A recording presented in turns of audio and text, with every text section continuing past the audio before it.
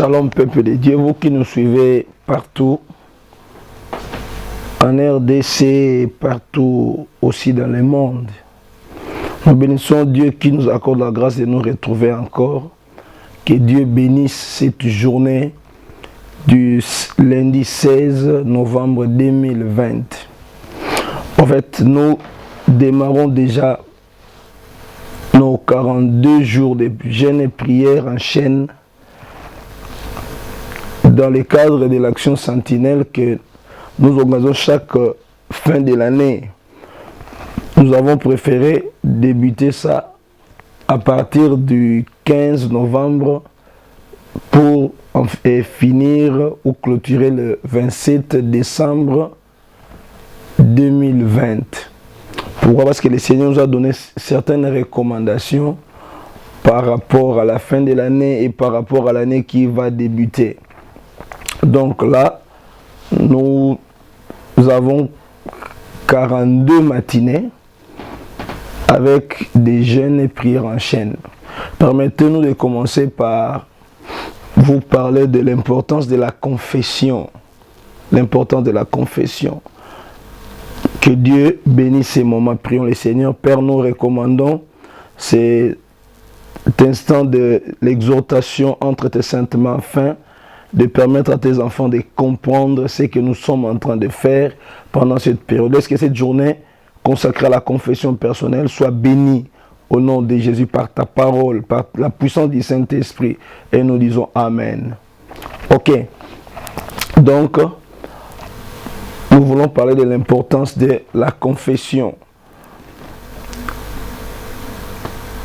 Sur ce, lisons d'abord le livre des psaumes, chapitre 32. Je lis du verset 1er au verset 5e. La Bible dit ceci, enseignement de David. Voici l'homme heureux, là je lis dans la version parole de vie. Voici l'homme heureux. Dieu enlève sa faute, il pardonne son péché. Voici l'homme heureux. Il ne trompe personne. Et le Seigneur ne tient pas compte de sa faute. Avant, je ne reconnaissais pas mes torts. Je me plaignais toute la journée et mes forces s'en allaient.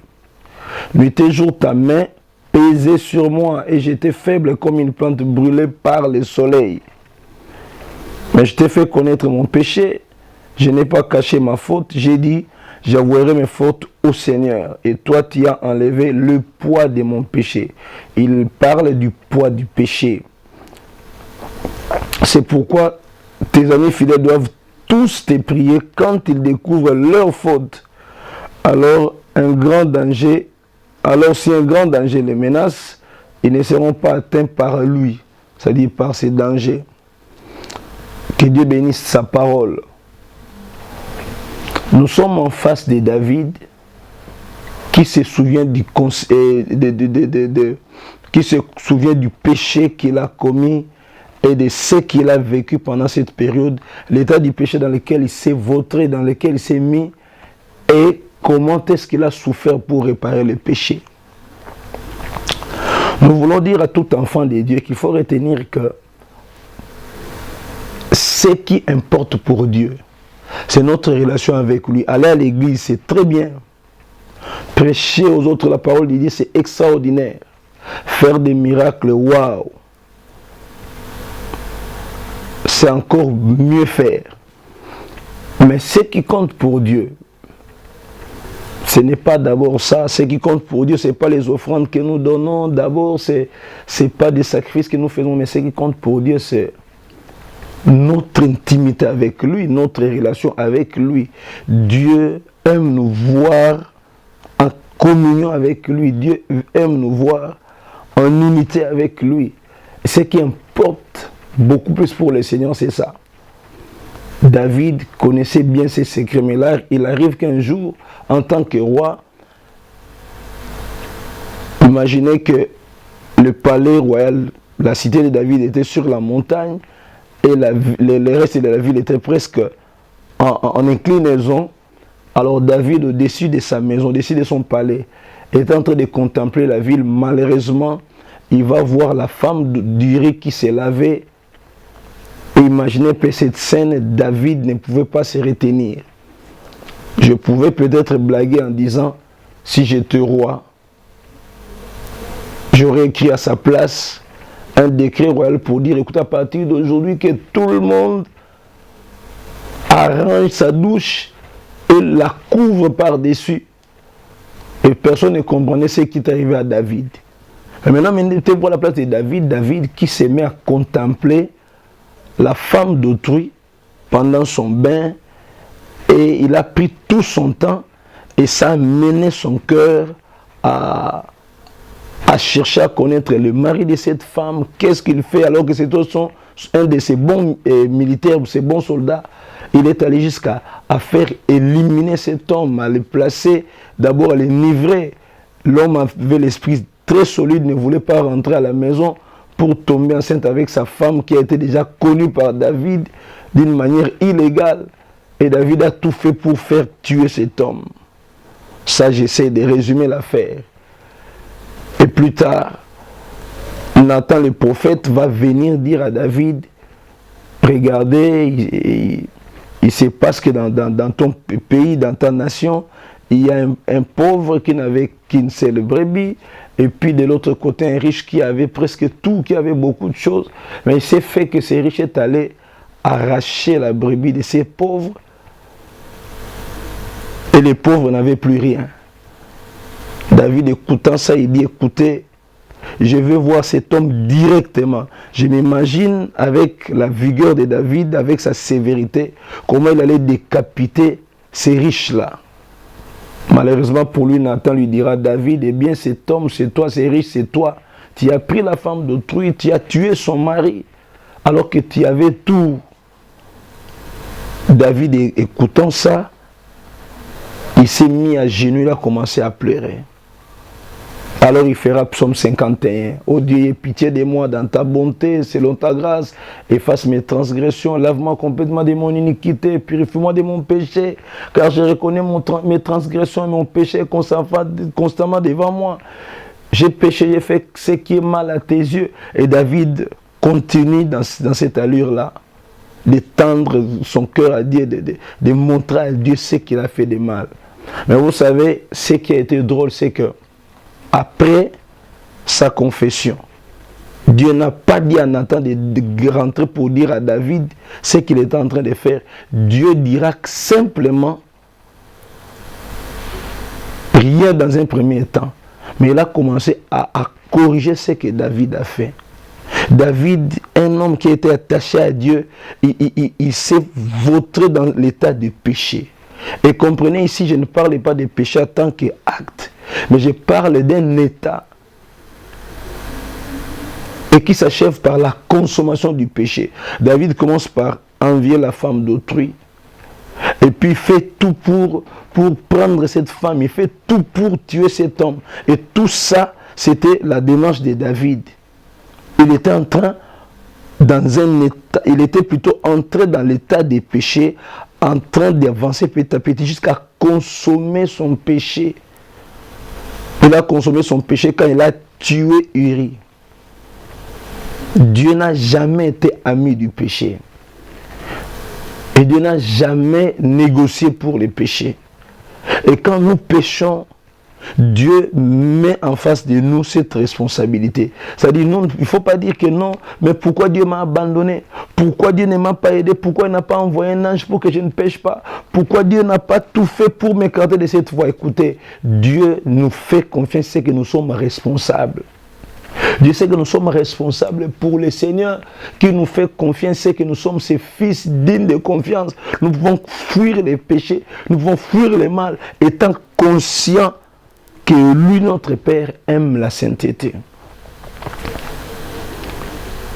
Et Dieu a pris tout son temps pour réparer les péchés de David. Mais comment? Cette réparation, Dieu a jugé ses péchés. Dieu a commencé à effacer cet état de péché. Qu'est-ce que Dieu a fait? Dieu a laissé cet enfant qui était né de cet adultère-là mourir de la maladie. Et David a tout fait, l'enfant n'a pas guéri. David a gêné, l'enfant n'a pas guéri. Et finalement, David devait confesser, David devait s'humilier. Parce qu'il a caché les péchés, il a caché sa faute. Et le mal est entré dans sa maison. La colère de Dieu s'est manifestée. Et la main de Dieu pesait sur lui. La colère de Dieu pesait sur David. Nous entrons dans une période où nous voulons prier pour nos familles.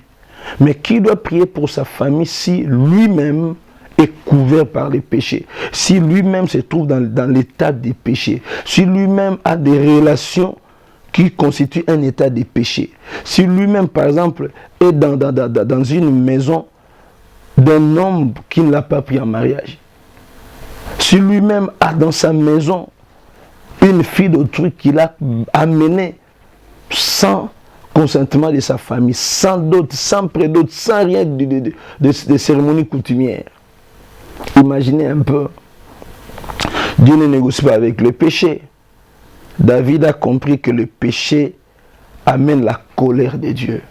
Le péché nous met dans un état bizarre. Alors, selon lui, second, il dit, quand je me suis tué, mes os s'est consumé. C'est-à-dire que ça n'allait plus.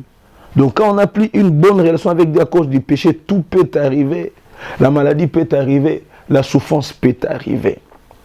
Bien-aimés dans les Seigneurs, nous voulons dire que il ne faut jamais garder le péché. Il ne faut jamais rester dans l'état du péché. Il faut confesser le péché dès qu'on remarque qu'on l'a commis. Il faut éviter de se mettre dans l'état du péché.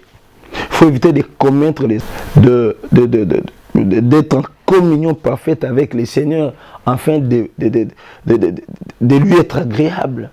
Quand vous priez, le Seigneur va écouter. À quoi ça va vous servir de jeûner pendant plusieurs jours, faire des jeûnes à sec, quand vous n'êtes pas en bon terme avec le Seigneur, quand vous avez des problèmes avec les autres, quand vous avez des problèmes, vous êtes dans un état de problème, dans une situation qui vous met en défaveur devant Dieu.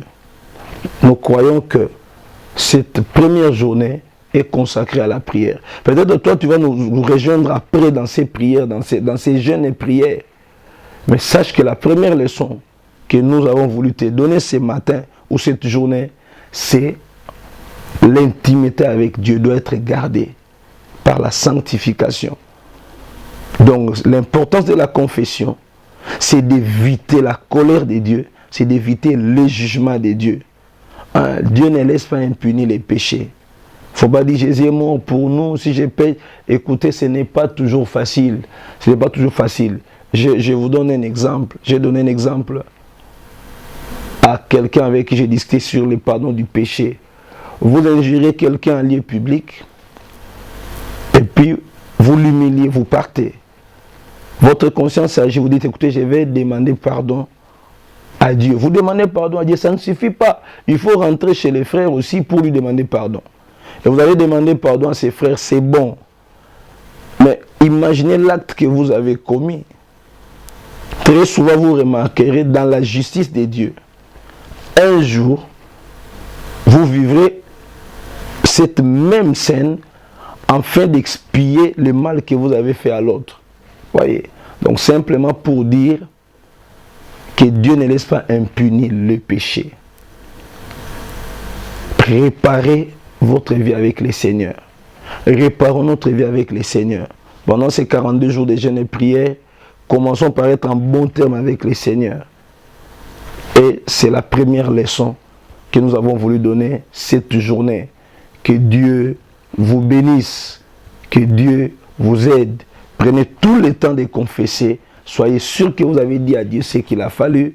Et soyez sûr que Dieu va pardonner. Sautez de l'état du péché. Que Dieu nous en aide par l'Esprit Saint. Que Dieu vous bénisse. Merci.